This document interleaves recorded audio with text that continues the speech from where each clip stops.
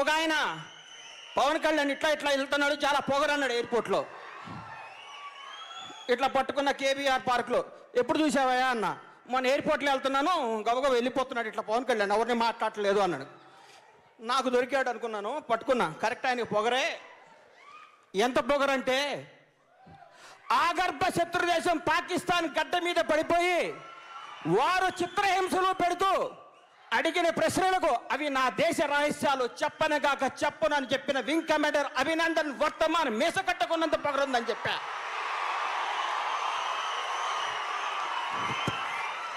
China దురాక్రమాలను అడ్డుకోవడానికి దేశ సరిహద్దుల్లో సిద్ధంగా ఉన్న మరపిరంగు నొక్కబోయే, టిగ్గర్ నొక్కబోయే జాతీయ భారత సైనికుడికి ఉన్నంత పొగరుందని చెప్పా.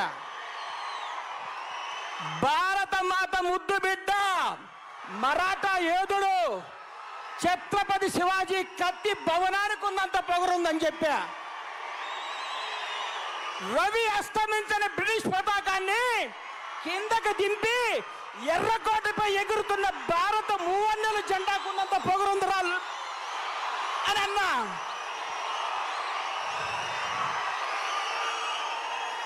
ఆగండి ఒక్క నిమిషం.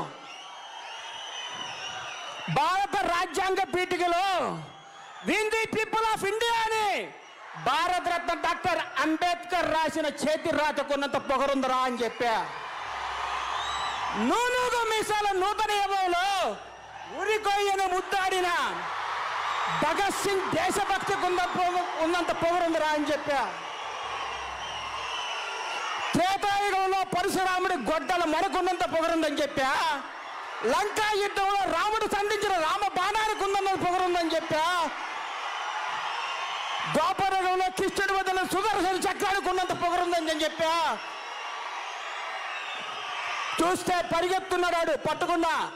అన్నిటికంటే అందరికంటే దిక్కులు పిక్కటిల్లాగా power star power star power star అనేసి పవన్ కళ్యాణ్ అభిమాని గుండెకున్నంత పొగరుందరా లఫాట్ అని చెప్పా.